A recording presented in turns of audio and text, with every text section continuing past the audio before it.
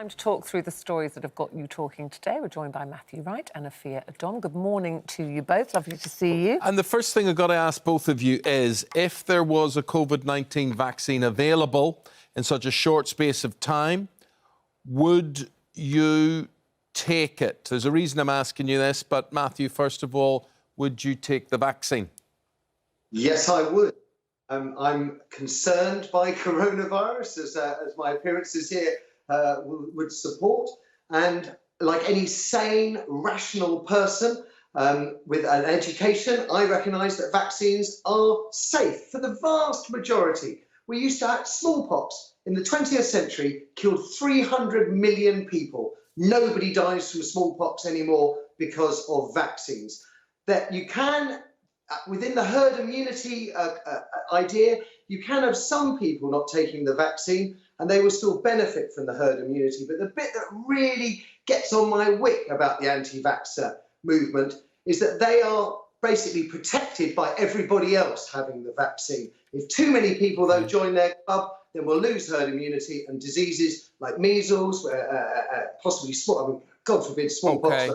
Okay, so you would take it. A new study, Afua, suggests that more than a quarter of people may refuse to have it, and there was a big protest about this, about being tested over the weekend. Where do you stand?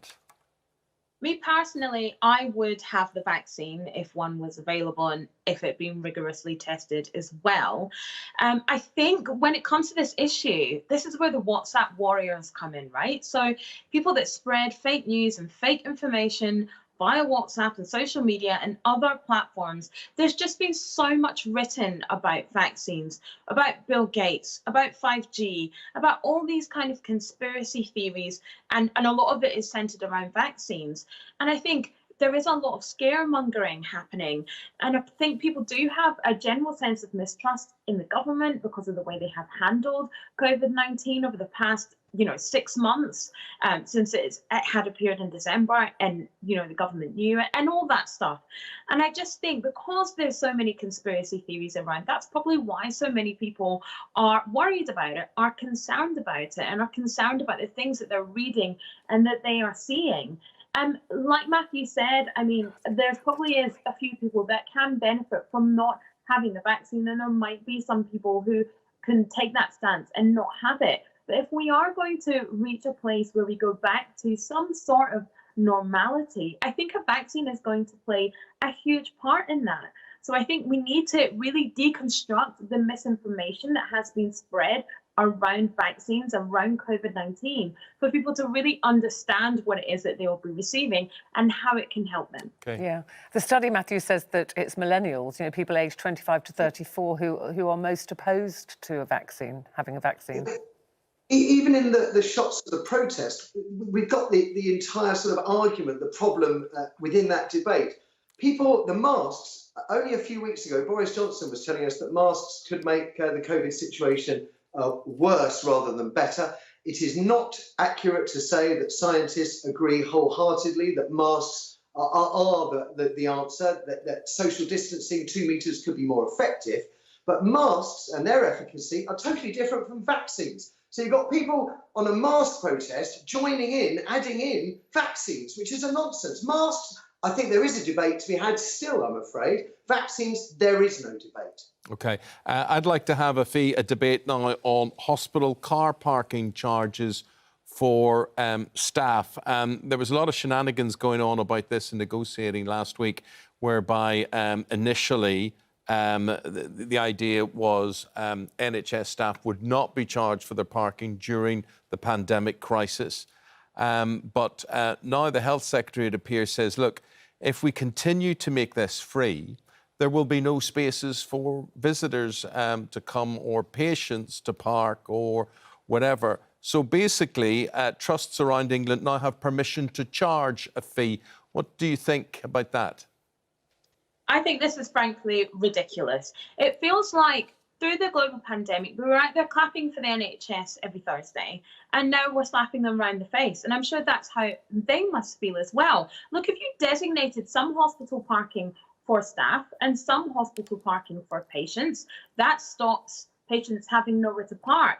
Some hospital trusts in London will charge £70 or more to stay there for the duration of a shift for a healthcare worker, and we know they're not paid the best at the moment anyway. You know, they're not amongst some of the highest paid people in the country. You know, the nurses and the social care workers, we're talking about the cleaning staff and everybody else who works in hospitals. So why should they be paying £70 and upwards to park there?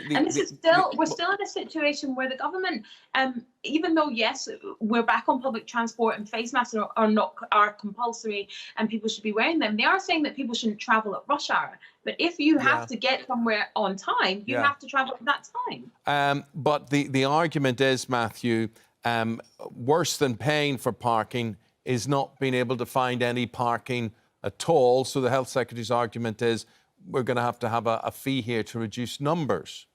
Yeah.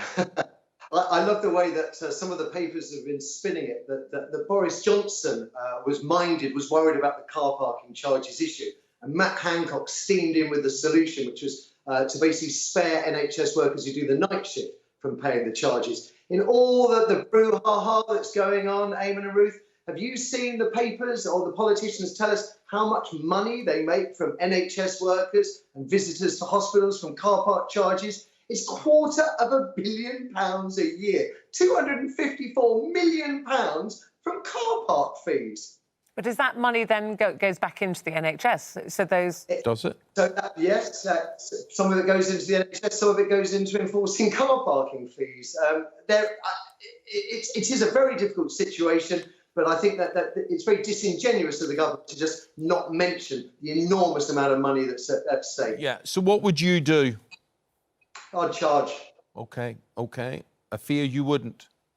I wouldn't charge, no. OK. Cars are a luxury.